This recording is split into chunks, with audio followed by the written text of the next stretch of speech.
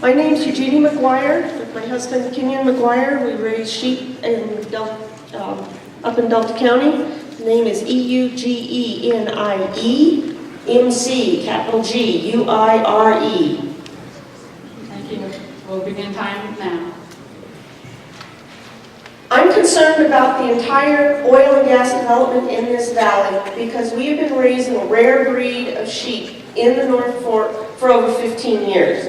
Our sheep flock is a USDA research flock, and we have over 10 years of data on reproductive research that is vital to the preservation of genetic resources for this country. While they ignored my question about volatile organic compounds, anybody who had listened to Dr. Theo Colburn and her research on how small amounts of these compounds that will transmit through the wind, and we're on Garvin Mesa where we get winds up and down every morning and evening, are going to cause problems for us and negate the effect of many years of research.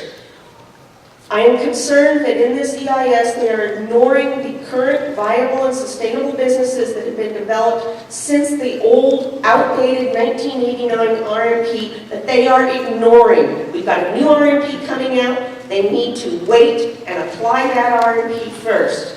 Even if the fracking process is totally safe, something which I am very concerned about, the risks for surface contamination of our water supplies and our farmlands are too great to warrant any additional development.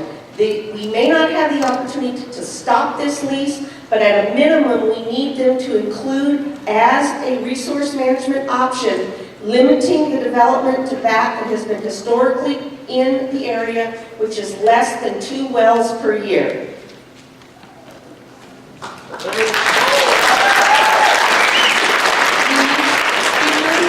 Is Jim Ramey, followed by Alan Eaglewood, and then Sarah Bishop. My name is Jim Ramey. It's R-A, M as in Mary, E-Y. And I'm the Executive Director of Citizens for a Healthy Community, or CHC. CHC was formed in 2009 by a group of concerned residents, and since then we've grown to a little over 300 members. Our mission is to protect people and their environment from irresponsible oil and gas development in the Delta County region. I'd like to thank BLM for having the opportunity for the public to offer spoken comments tonight on the record. As you can see, there's a lot of concern and interest about this proposal, and I think having the public hearing component of this is a good thing. On the Bull Mountain drilling plan, we have a lot of concerns, but for sake of time, I'm just going to mention a few. First, in discussing cumulative impacts, the BLM estimates that there will be about 17 wells drilled outside the unit in 6 years. This is despite the fact that we know that there have been hundreds of additional wells proposed in the watershed, including 50 proposed for the Somerset unit, the Pilot Knob Roadless area, and 400 wells proposed by Gunnison Energy. Second, BLM gives only cursory mention to the negative socioeconomic impacts that might result from the project. BLM needs to give equal consideration to other resources, air, water, wildlife, recreation, and how they could be negatively impacted.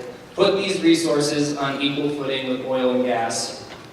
Third, the upper North Fork has seen just a few wells drilled each year over the past 15 years, but SG proposes to drill up to 27 per year. BLM needs to consider a phased-in development plan.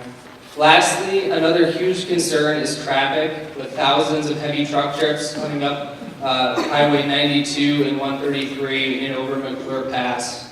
The watershed of an important agricultural area is simply not an appropriate place for hundreds of new gas wells. The potential for harm is too great, and it's just not worth the risks. Thank you very much.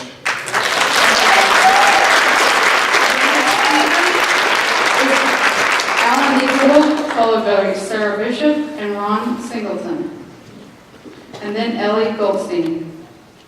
Alan Eaglewood, A-L-A-N, Eaglewood. One word. Osio, Histi, Tawado, Alan, Wahaliwaya, Brian. My name is Alan Eaglewood Brian. Hello and welcome. Now, Native people were given this land by our Creator to be stewards over it, to take care of it and watch over it, and give thanks to everything that gives us life through it. And then our land was stolen, was taken away from us. And now that steward is given to the BLM, the Bureau of Land Management, to take care of and watch over. We were instructed to be people of vision and to make every decision on behalf of the 7th generation to come.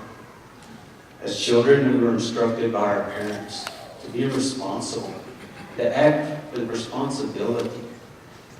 And as we get older, this responsibility does not go away. It becomes more important. See, there's some specific issues, I must say. And it's the issue of our toxic waste and nuclear waste on our precious lands.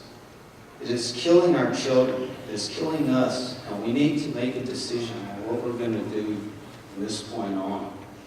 It seems to me that we are living in a time of prophecy and decision.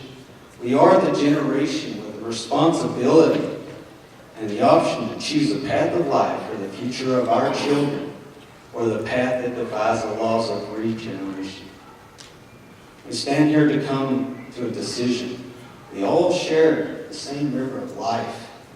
And what befalls us, befalls those yet to come. And downstream in this river of life, our children will pay for the selfishness, the greed, and the lack of vision. How are we to look in our children's eyes when they ask us, why did you allow our food to become unhealthy? Why did you allow the air that we breathe become polluted? How did you and why did you allow the water that we drink and bathe in to become poisonous? Why did you allow the animals to die? And why did you allow the beauty of our precious lands to become desolate? That's all. And the reason why we wanted to, we just want to give everybody an opportunity to provide comments and make sure that the folks here. Almost finished.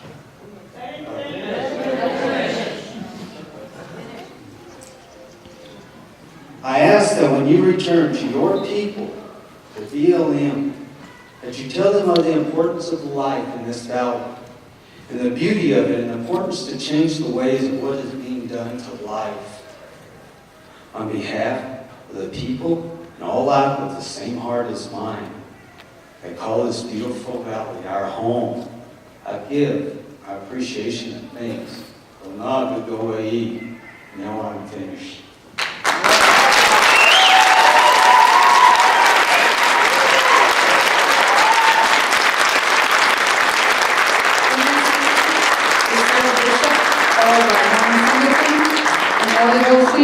And Robin Smith. My name is Sarah Bishop, S-A-R-A-H-B-I-S-H-O-P. I have two concerns that I'd like to address tonight. That's just two, because I haven't had a chance to read all 760 pages of the EIS yet. I will probably write further comments after further research. First of all, I'm concerned about the produced water that comes out of those wells, and I would like BLM to direct the driller, whoever it may be, to use state-of-the-art technology for neutralizing the water, neutralizing the pollutions in the water.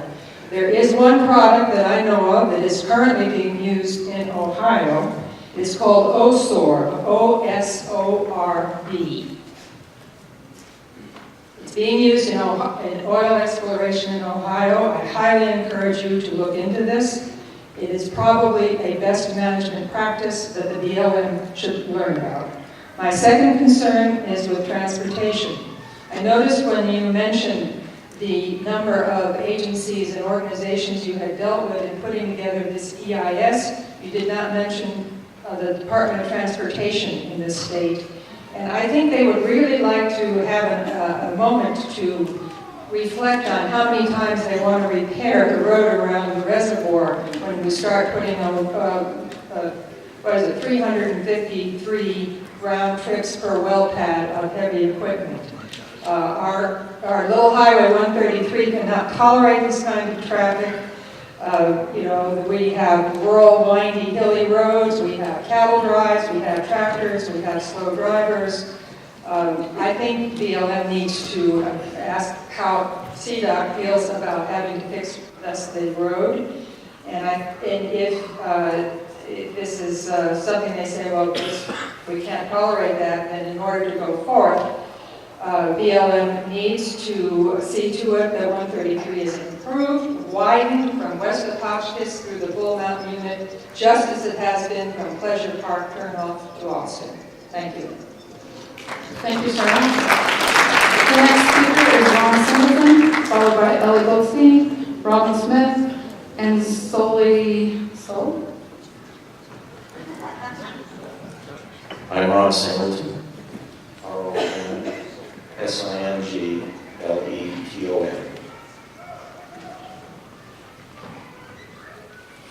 Quit thinking about decent land use as solely an economic problem. Examine each question in terms of what is ethically and aesthetically right, as well as what is economically expedient. A thing is right when it tends to preserve the integrity, stability, and beauty of the biotic community. It is wrong when it tends otherwise. All of the above. Turning a mountain forest, a quiet mountain forest, a wintering ground for elk, fails to meet that standard. How many times do we have to fail before we get it right? And if not here, where? If not now, when? Thank you.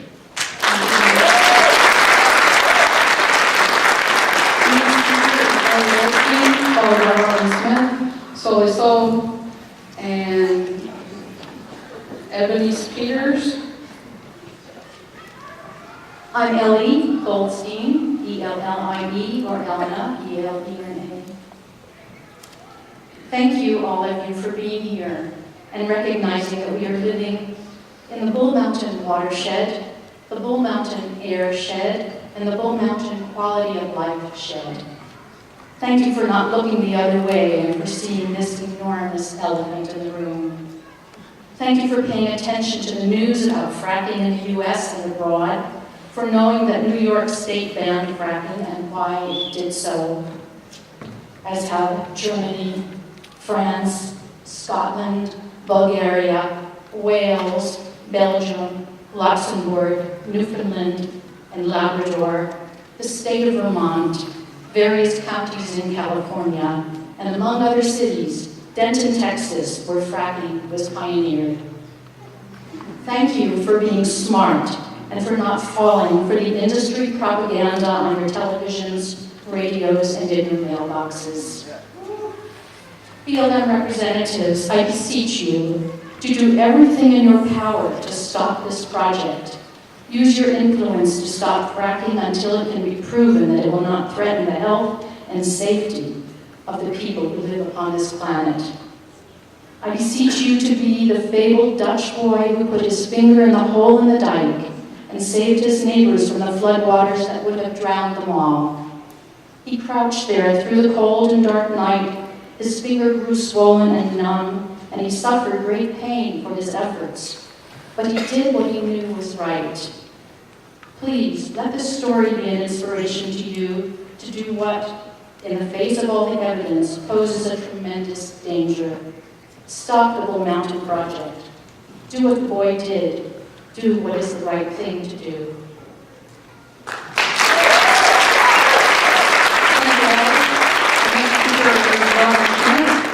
Solly Sol, Tony Peters, Ebony Peters. I'm not quite sure what your first name is. My name is Robin Smith. BLM's financial assurance bonds are inadequate to cover the cost of reclaiming abandoned well sites. The absolute minimum amount BLM should require SG Interest to pay for financial assurance for Bull Mountain should be $2.7 million. Let me explain. The EIS states that when a well is no longer producing, SG Interest will plug, reclaim, and revegetate well pads.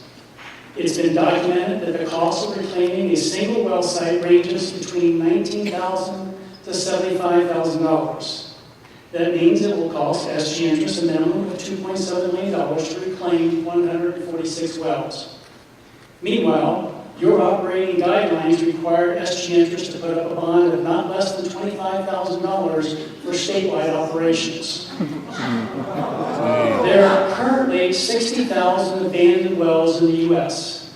It will cost taxpayers between $1.1 billion to $4.5 billion to plug and reclaim all the wells the industry has abandoned across the country. After SG Interest has extracted all the gas from Bull Mountain, they will have a choice to make. Spend $2.7 million to clean up the mess, or declare bankruptcy and walk away, leaving BLM with a $25,000 bond to do a job that will cost at least $2.7 million. Years from now, when all the gas is out of the ground in the Bull Mountain unit, the decision to walk away from well reclamation and stiff American taxpayers with the bill will be a no-brainer for any corporation. Despite the incredible importance of this issue, there is absolutely no mention of financial assurance in the Bull Mountain EIS. Therefore, to protect the public interest, I strongly urge BLM to incorporate bonding in the final ES at a minimum of $2.7 million.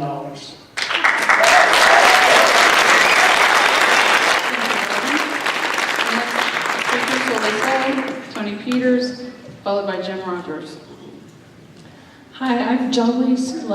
That's Jolisoule. Thank you. And I'll choke this out the best I can. I've got a cold. First, I must acknowledge that I'm frustrated. The time to consider the impact of the leases was before they were made, when we could have a meaningful discussion about the impacts, rather than now, when we have to choose between 35 and 36 well pads. The alternatives in the EIS seem a little bit ridiculous. The modified version being essentially no different than the proposed action version. Until BLM can come up with a modified version that makes an actual difference in the impact of this development, I feel I have no choice but to fall aggressively into the no action camp. The amount of truck traffic that Bull Mountain will run through Hotchkiss and past Paoli is significant. One estimate said more than 43,000 heavy truck trips. This is the kind of truck traffic noise that you really hear, rumbling, loud, and lingering clouds of diesel fumes. Our quiet home in Pitkin Mesa will no longer be quiet. Nor will quite a few lovely B&Bs, glorious wine tasting venues, and vacation rentals. Why is it that the temporary jobs SG Interest will provide get to have more of a priority over our local economy that has longevity? Bull Mountain is also my watershed. In the spring, dozens of kayakers from near and far take to the North Fork of the Gunnison. The potential drawdown on water to frack wells means that there's going to be less water in the river. And I think I just heard something about spraying water all over the situation to keep the dust down, which is going to be a considerable amount less water than even that. There will also be spills. There have been more than 700 spills a year in Colorado since fracking took off here, something like 2 a day. And I seriously doubt that I'm going to be able to get my kayak out of the river in that 24-hour period, if they even notice the stuff coming down the river. Not being a particularly good kayaker who ends up swimming, I think that's a serious thing I need to consider. Kayaking in North Fork is a joy. I'd like it to be a permanent joy.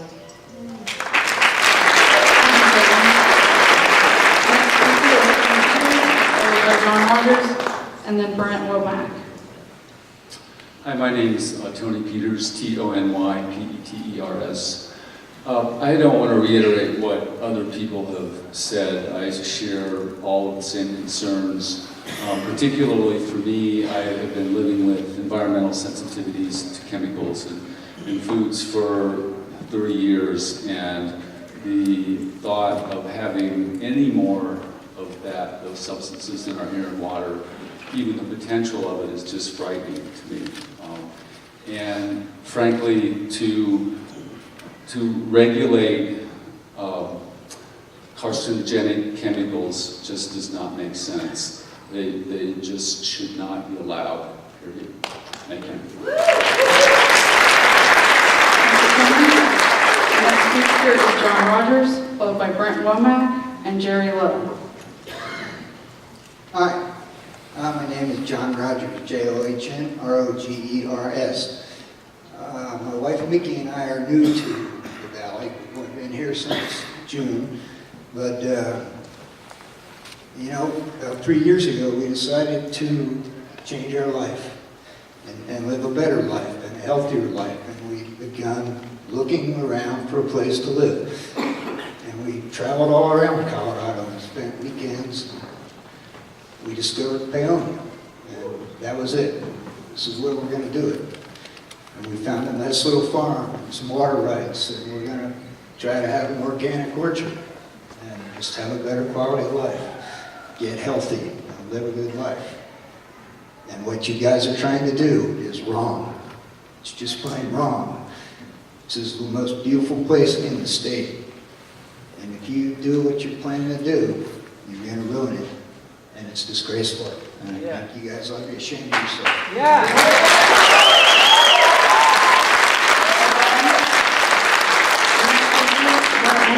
Followed by Jerry Lowe and Sean LeBounty.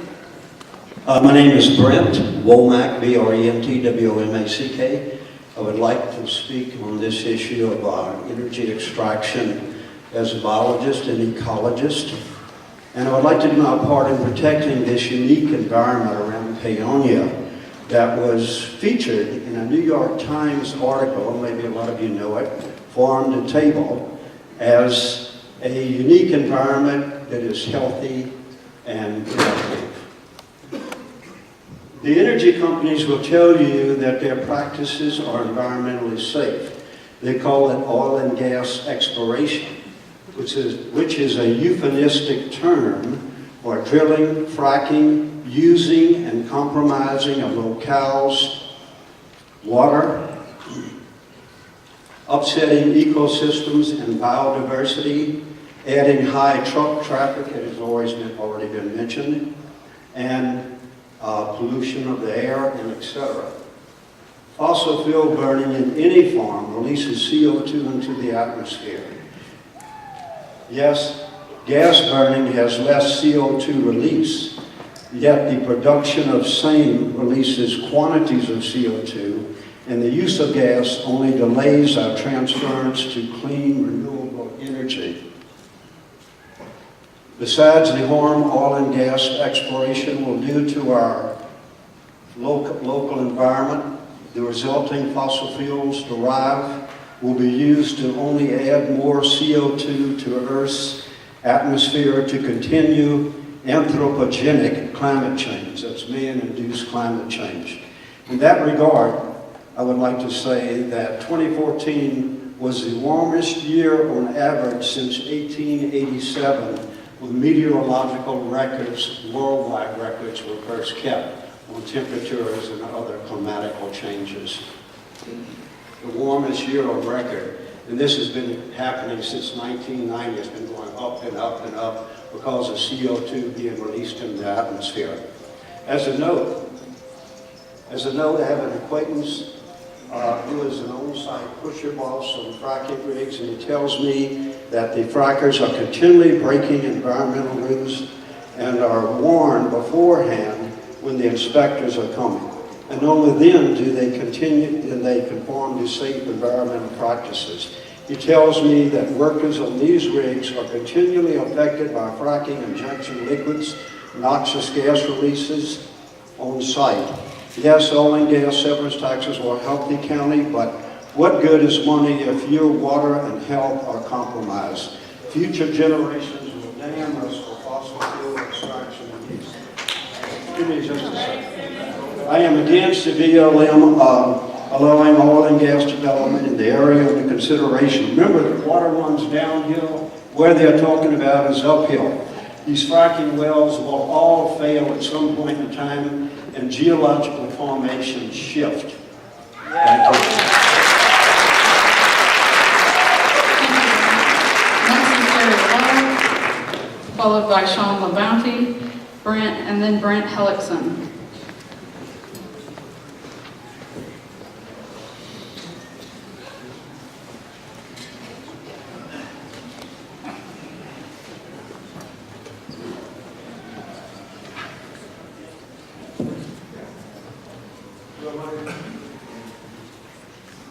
Hello, check.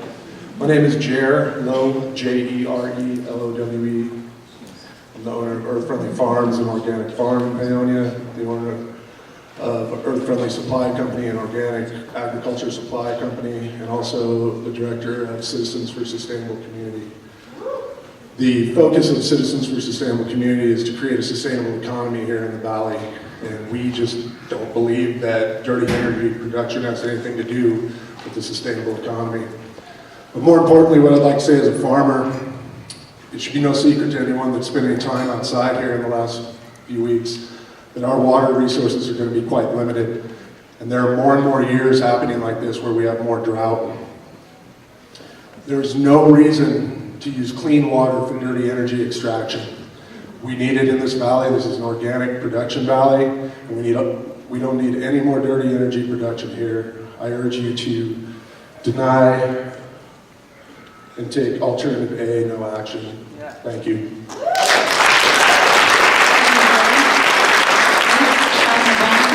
Followed by Brent Hudson, and then Allison Elliott. Hi, I'm Sean LaBounty, and I enjoy hanging out in this valley and especially hiking around in the woods, especially in that rugged mountain area in my lifetime. And I just wanted to start by saying I really appreciated talking about the geology. That's what I'd like to talk about really quickly. And the Piancé Creek Basin, and especially Ragged Mountain. I want everybody to think about Ragged Mountain for a minute. It's this big wall-looking thing that's, it almost looks like a big drape. And I want you to realize that that wall goes down underground, miles and miles and miles, all the way down, all the way past the Dakota, and all the way past the Precambrian schists, all the way to the bottom. And I want you to think about what that means as far as drilling, especially on the south end of Bull Mountain. Because I think there's a big concern, and I haven't heard it much in the CIS, and I'm really worried about it. And the fact that what's happened in that 10-mile radius that you're talking about over the last 25, 30 years is one of the largest land movements the planet has seen since humans have been here. And what happened is that we had this great big storm in 1983 and 84. And then all of a sudden in 1986, that whole thing started to slide. And just 400 yards downstream of where this Bull Mountain ends, that whole mountain cut loose. You see, what Ragged Mountain is the largest slip and slide in the entire planet Earth. And it has the most potential energy of anywhere in North America. You know, people talk about, Oklahoma. We've got tremors in Oklahoma. We've got a landslide on Grand Mesa. That's child's play. It's child's play compared to what can happen on the base of the Raggeds if you put an injection well down and that thing hits that surface. And if that thing cuts loose, now Mark, look at me. Mark, I want you to think about this. I really do. If that thing cuts loose and it slides, I want you to picture this. This is what happened in 1986. We had 25 track hoes for 6 months digging that thing out. We had the whole Muddy Creek. It's called the East Muddy, Google East Muddy Creek slide. We had the whole Muddy Creek dammed. It dammed up.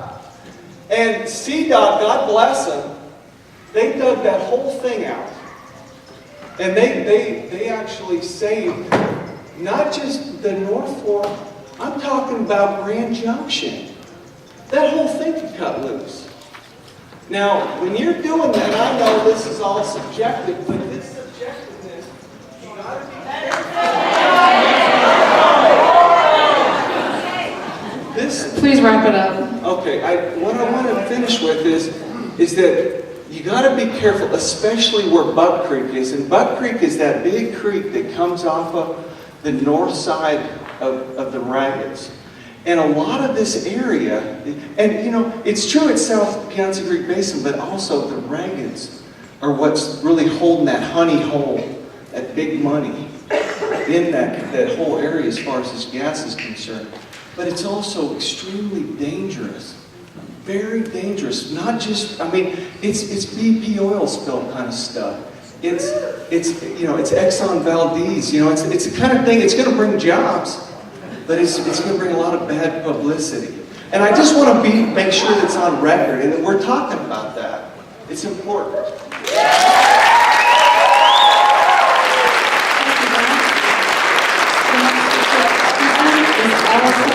Elliott, followed by Wayne Davis and Pete Kobenschlag. I mean, we're really just trying to make sure that we have enough time to give everybody an opportunity to provide their thoughts and provide their comments within the time we have allotted here. So I do apologize that we are trying to keep to the 2 minutes, but it's really just to give everybody who's here an opportunity to voice their concerns and their thoughts on this project, because that's what we're here to do. Am I down to 1:30 now? My name is Brent Hellickson. I'm a member of the West Ellis Winery Association, a board member of Terradition Reservoir Company, a board member of Citizens for Healthy Community, and the owner of Stone Cottage Cellars Winery and Vineyard in the valley here. Brad Burke referred just a little bit ago to some of the things that are happening outside of the Bull Mountain area up there, the 146 wells. There are private wells that are being drilled. Gunnison Energy has some things that they're interested in doing. When you add all those things together, it seems difficult for anyone to arrive at a conclusion of no significant impact and defend that, given the extensive changes to the land. If everything goes perfectly, we will have converted, we'll essentially have industrialized what was previously a juniper and oak brush forest. That seems to be a pretty significant impact to me, no matter how you do it. A specific example, I'm told that in the EIS, the impacts, the projected risk of impacts to the West Elk Byway is expected to be about $20,000 a year. This year, Ride the Rockies and Bike Tour Colorado are both coming to the area here. And the expected impact to the local economy from that is an order of magnitude greater than that. If for some reason, because of development in the area, those two things would decide to go somewhere else, you've used up 10 years worth of your risk analysis right there. Much has been mentioned about risk analysis tonight. Those risks that we're talking about should be borne by those who economically gain from the activity. So the SG interests, the federal government via the BLM, the state of Colorado, Delta County, not those of us who are uninvolved and stand to gain nothing from the activity. Indemnify us from damage due to our watershed due to spills. Indemnify us from damage to our groundwater by well casing failures. Indemnify us to damage because of lost property values. Indemnify us from air quality deterioration. Indemnify us from damage due to light pollution. Indemnify us from damage from the business risk that you intend to bring to the valley. If the risk is as small as you suggest, there should be companies lining up to take your insurance premium. If those companies are not there, it's because your risk analysis is flawed. Finally, while the federal government and BLM considers its responsibility to develop all these and almost all other fossil energy sources, I submit to you that the federal government via the BLM, has an equally important responsibility to leave the carbon in the ground. Demand that the impacts be eliminated or deny the project. Thank you.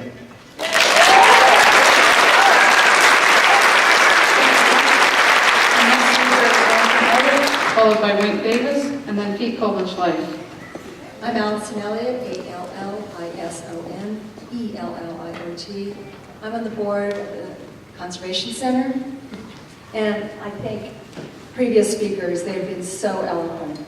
I did have a question that I didn't enter at the question period, and that is, I will be looking at this EIS to see if this question has been answered adequately. Recently, the West Elk Coal Mine, in its application, did not adequately answer the question.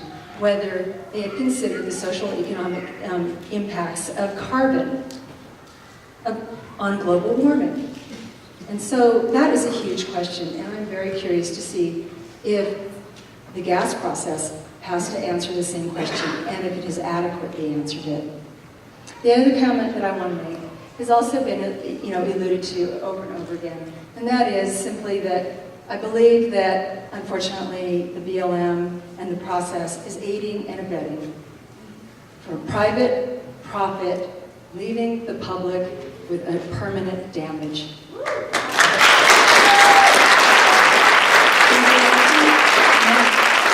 President Wayne Davis, followed by Pete Kobenschlag, and then Jeff Schwartz. My name is Wink Davis.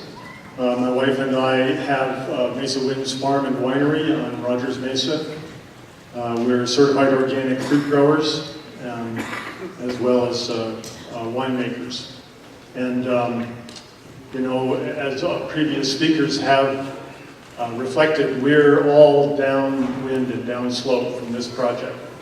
Our business and our livelihood depends on clean air and clean water. And, it just takes one mishap for us to lose our certification, and thereby we lose all of our markets, and we lose our business, and we lose our farm. And your mitigations are not going to do one thing to help us in that case. And I think that, this valley, I know there are a number of other organic growers here in the audience, and we rely on the clean air and clean water and clean environment that we have here now. And, existing economic businesses, economic, livelihoods should take precedence over a new industrial use coming into our valley.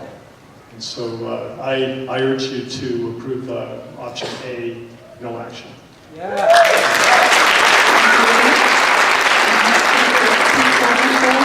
Followed by Jeff Schwartz, and then Gary Hubble.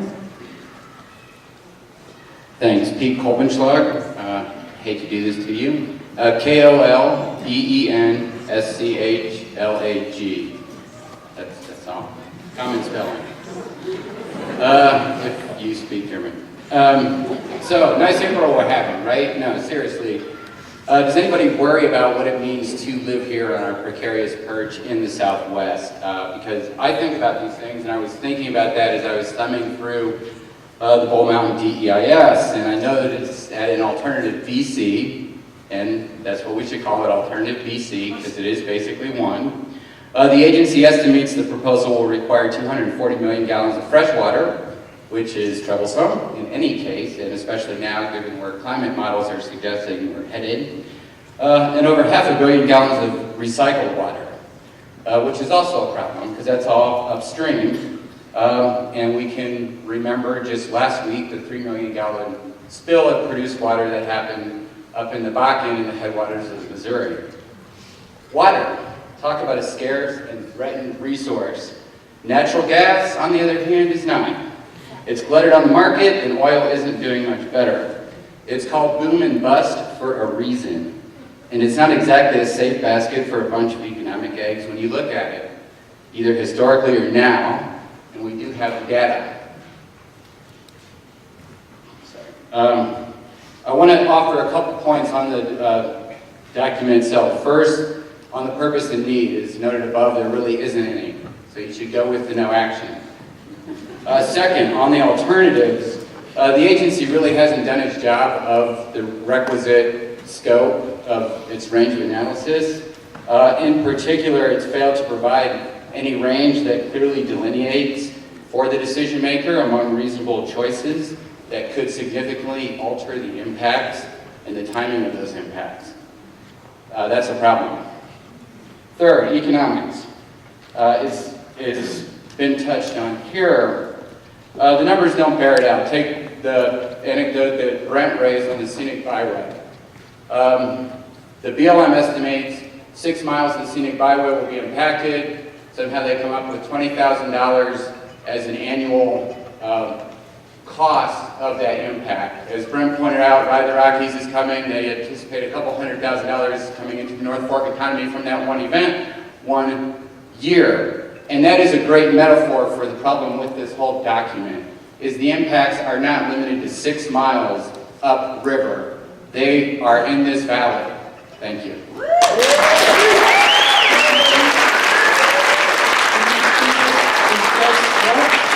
Followed by Gary Hubbard, and then Jen Sanborn. Hi, my name is Jeff Schwartz, JEFF-SCHWARTZ. I don't have a big comment prepared, but I would, as a business owner, we own 2 businesses, a retail business here in the valley on the highway, and we have a juice manufacturing business.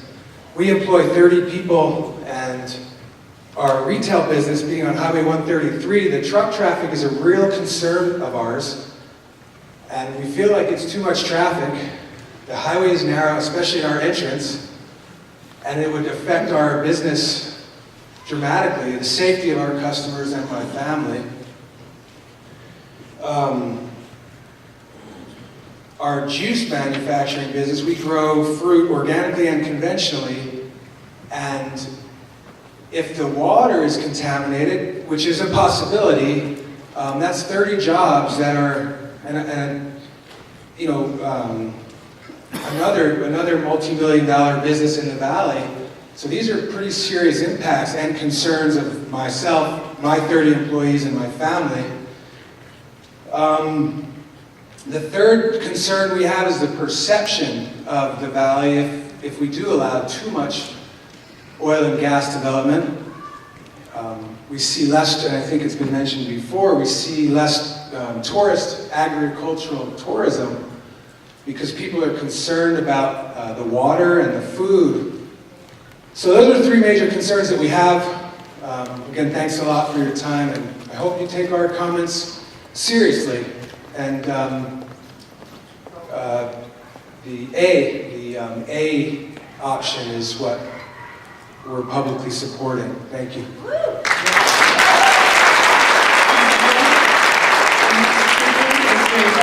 Followed by Jen Sanborn, and then Robert Wright.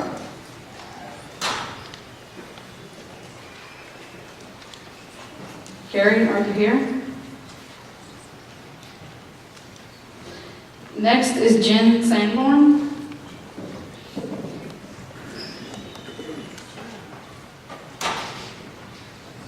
Jen Sanborn, Jen, last name Sanborn. I am now in the public comment section.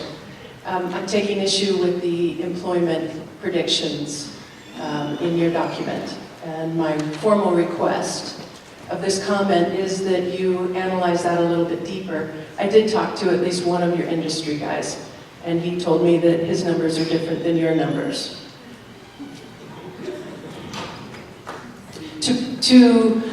My issue is the way that those numbers are presented makes it seem as though this valley would see anywhere from 400 up to 400 new jobs because of this new activity up there. And I don't think that's the case. I think we already have a lot of jobs in the valley because of the current activity up there. So I would like to have the rewrite, or have you guys go in and edit this and show what the actual new jobs would be available to this valley. It's been my experience, I'm an oil and gas widow, meaning I spend most of my days without my husband by my side.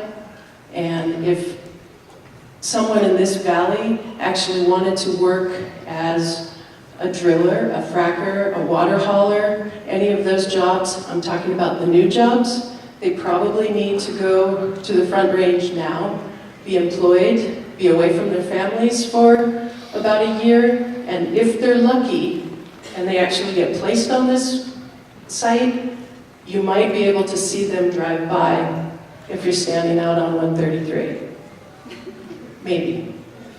So my issue is these numbers make it seem as though the valley, these residents can stay here, can get up in the morning and go to their job up the mountain, and that's far from the case. It is not how it's going to work. So please, BLM, if you're going to use that slide and use this in your report, please do a little more analysis and don't portray it as if there's going to be 400 new jobs coming to this valley if this activity were to take place.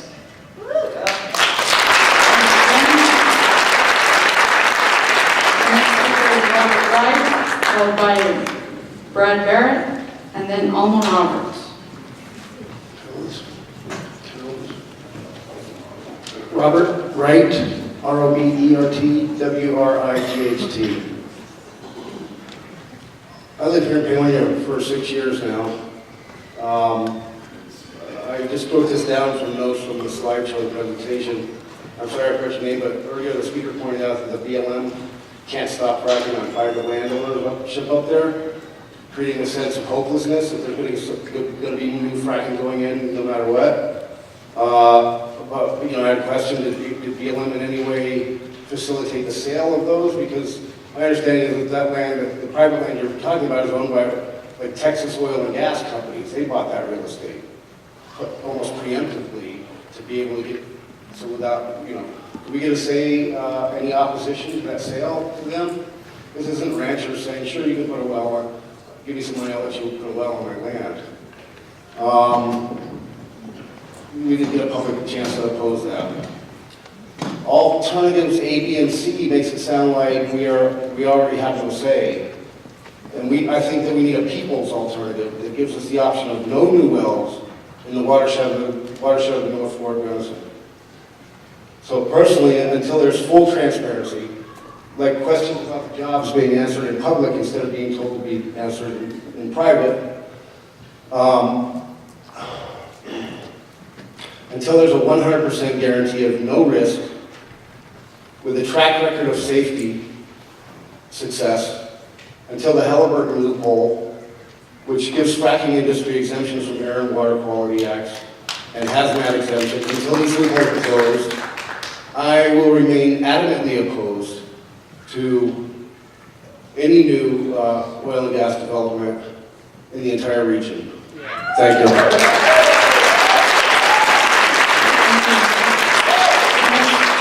Speaker is Brad Barrett, Alma Roberts, and John Griegard. Thank you. My name is Brad Burritt, B-U-R-R-I-T-T, and I'm asking the BLM to choose the A alternative for no action.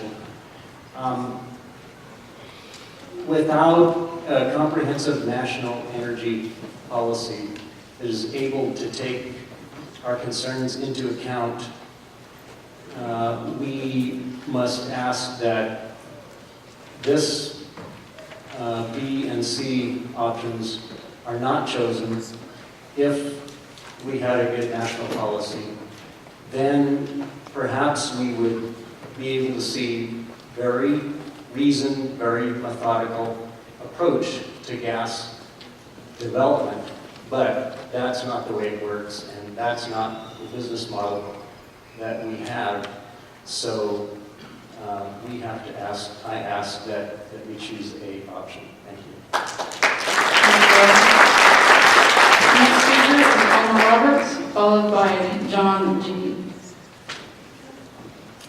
Hey, so my name is Alma Roberts, A-L-M-A Roberts.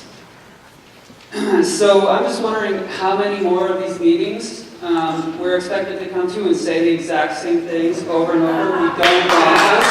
We don't want this. Option A over and over and over again. And we understand that the BLM is under coercion by industry lobbyists and politicians. You know, we understand you're dealing with that. So thank you for at least doing your best to pretend.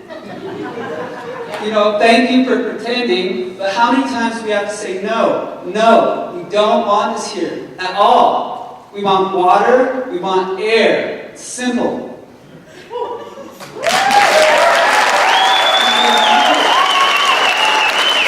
Yes, the option A as well. Next is Dawn, and forgive me, I'm not sure how to spell your last name, or to pronounce your last name. Grego. Oh, thank you, I couldn't remember.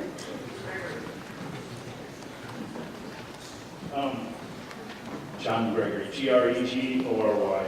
My wife and I have been in Gunnison County and Delta County residents and current property owners and taxpayers in both counties for 40 years. I have not had an opportunity to review the EIS most recently released. However, our concerns address issues that we feel are basic and apparent. The exploration process that is proposed was removed from the Clean Air and Water Act. This leaves oversight responsibilities to people like you, and hopefully the COGCC, to find time between the 50,000 plus wells that they are currently overseeing to make sure public health is protected now and in the future. It is apparent.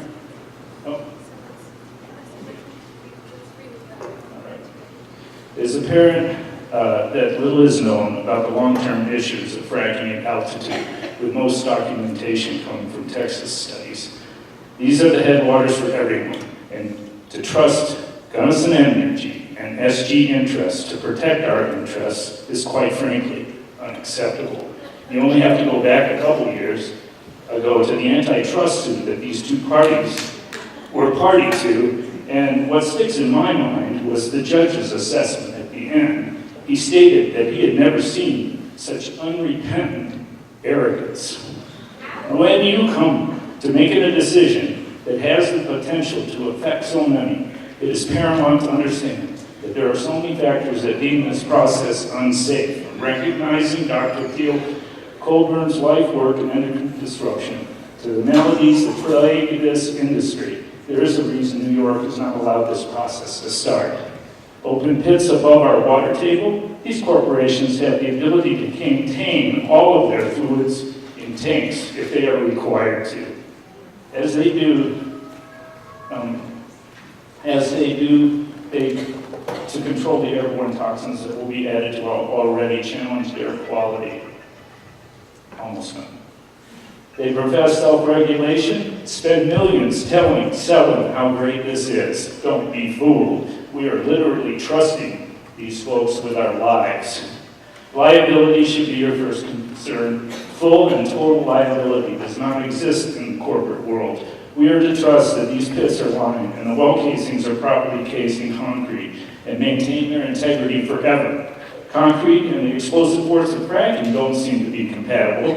The plethora of problems tied to this industry are becoming more apparent every day, and the industry's ability to remedy and make people whole again does not exist.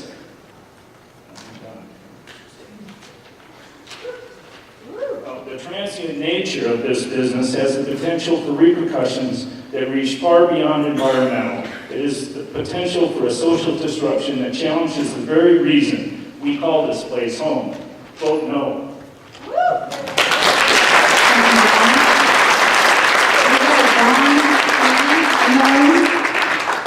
If not, I caught the joke, donkey. Oh, yeah. Hello, I'm Donkey, D-O-N-K-E-Y.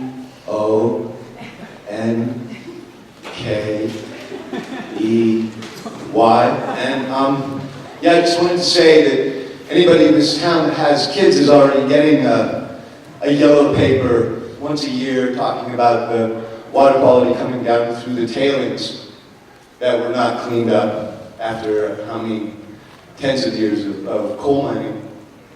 And I've seen, a lot of these kinds of industrial adventures through the eyes of the shareholder. We're the only people who are going to profit from this. And don't fool yourself. It will never be cleaned up. They didn't clean that up. They didn't clean up Valdez. They didn't clean up the Gulf. They didn't clean it up. It's not going to be cleaned up. So, I like the three choices though: drill, drill, or drill. Right on. It won't be cleaned up.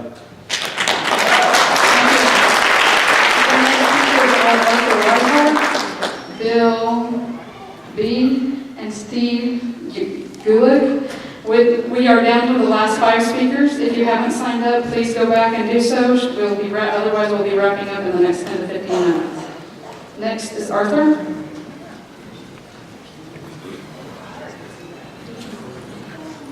Weishart, W-I-S-E-H-A-R-T. I just want to state that the development saying that it's not going to impact the valley property is incorrect and false. And I think I can demonstrate pretty easily how many people here think their property values are going to go up. Raise your hand. Got one over here. How many people think their property values are going to go down? Raise your hand. I don't know what else to say except that's actually a false statement. And I don't know who came up with that statement. It's absolutely untrue. It's going to, the side effects of this kind of property, the side effects of drilling are social, economic expenses that are borne by the public. And we're going to suffer for it. Thank you.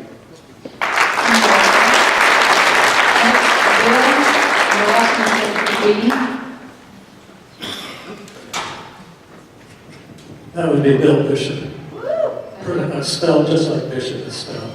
I don't have a long speech, I don't have a lot of comments. You'll get them in writing when I submit them in writing. But I observed something tonight in the question period. There were only a handful of questions.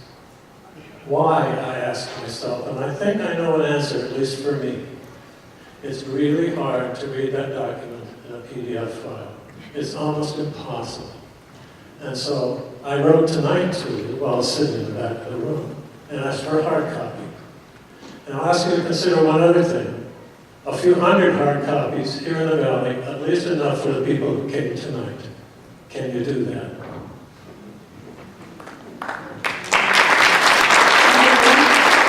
The next commenter is Steve Gulick, followed by Elena Brent, and then Carol, sorry I can't read your last name, it starts with a K, followed by Katrina Dez.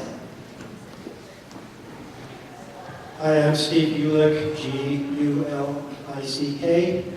I support just about everything that's been said so far, and I have some additional concerns about the methodology that's used in determining cumulative impacts.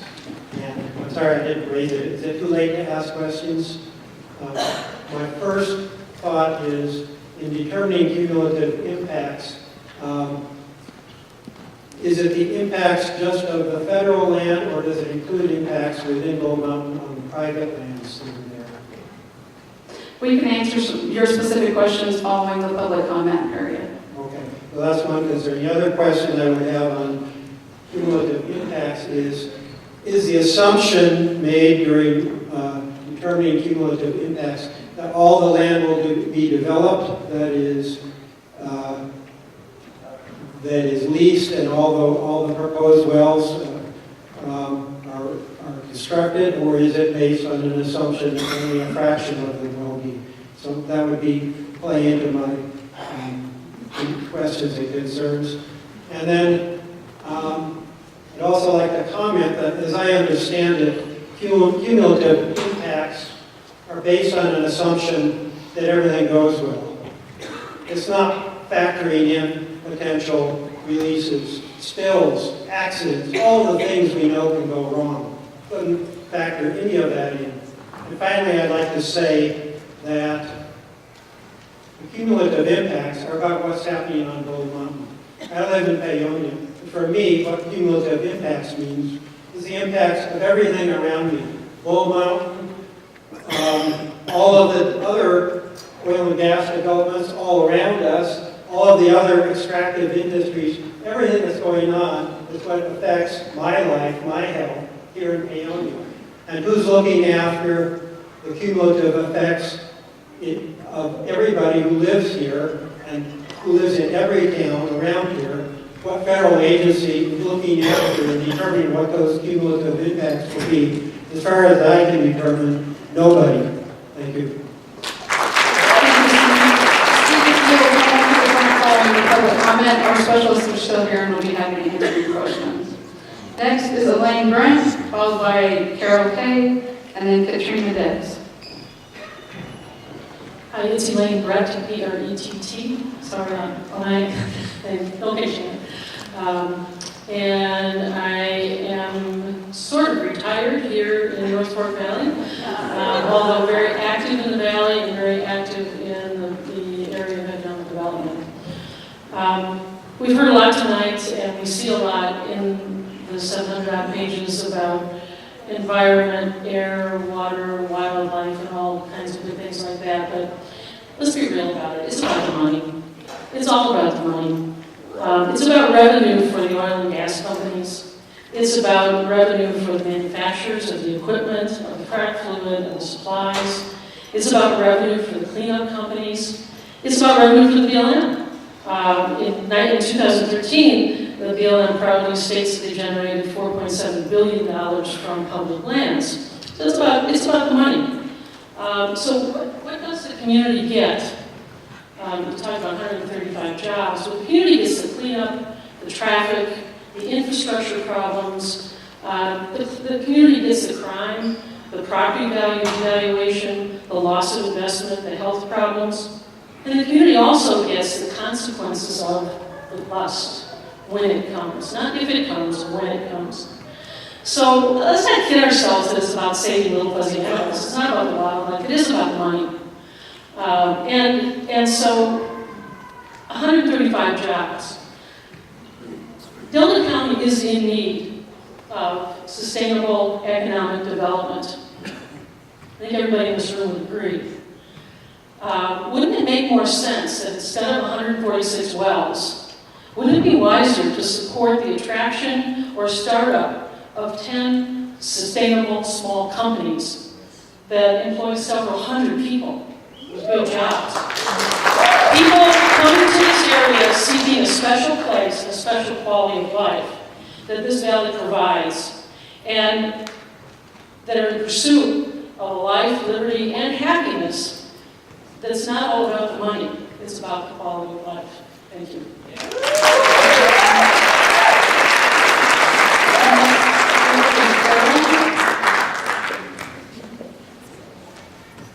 I'm Carol Kwiatkowski, it's C-A-R-O-L, K-W-I-A-T-K-O-W-S-K-I. I'm the Executive Director of TEDx, the End of Construction Exchange. Several people have invoked the name of our founder, Theo Colburn, who passed away in December, but she's here with us. You can all feel her. She was one of the first people in the entire country to raise the issue of health impacts of oil and gas development from the chemicals. And in 2010, we engaged in an air quality monitoring or sampling study in Garfield County, which most of you know is heavily impacted by oil and gas development. And we found a whole suite of chemicals in sampling over the course of the year, 61 volatile organic compounds, a variety of polycyclic aromatic hydrocarbons, which were alluded to. We're very concerned about those because in pregnant women, they've been shown to lead to neurodevelopmental deficits in their children at very, very low concentrations. This is what we study at the End of Construction Exchange. So when we presented the findings from the study in Garfield County, we were told that there was no way we could prove that these chemicals weren't there in the air before the gas drilling started. And it's a little bit ridiculous, of course, to say that, but they were right. We couldn't prove that. And that's the problem. All across the country, people are complaining about health effects, health impacts, symptoms they're experiencing living near this kind of development. And they have no way to prove that it wasn't there before. So I haven't read the 700-page document like most of you in its entirety, but I don't see any evidence in there that you're going to be monitoring the air for chemicals that might evolve from this. And if you were to do that, you would obviously need to do baseline monitoring, and you would need to make, I would recommend that you would do that and that you would make those results available to the public. We're a little bit fortunate. There's one good thing that happened in this valley is we had a little bit of a heads up that this sort of thing was coming down the pike, and so we were lucky enough that we did engage in some air quality monitoring in the valley. We spent a year collecting data along with this study was actually funded and hosted by CHC, Citizens for Healthy Community, and So I just want to let the BLM know, and I want to let the industry folks who are here know that we have baseline data. We're not afraid to use it.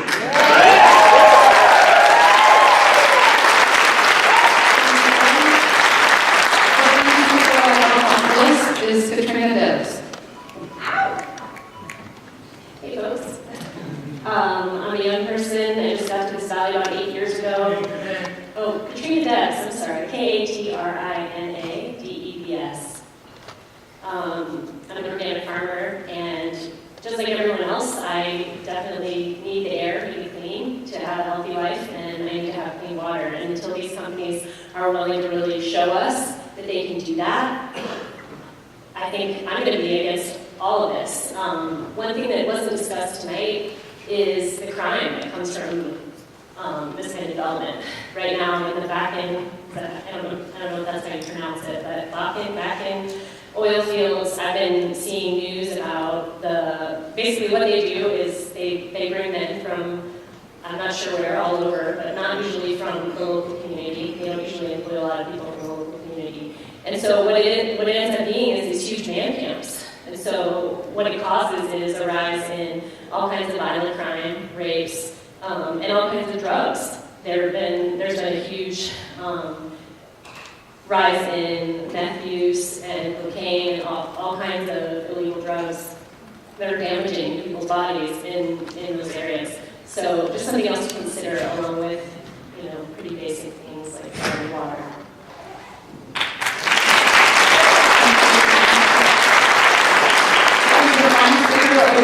Tonight, I'd like to thank you for coming out, and as I said earlier, our specialists are still on hand. Some are here on the front row, and some will be back with the signs in the back.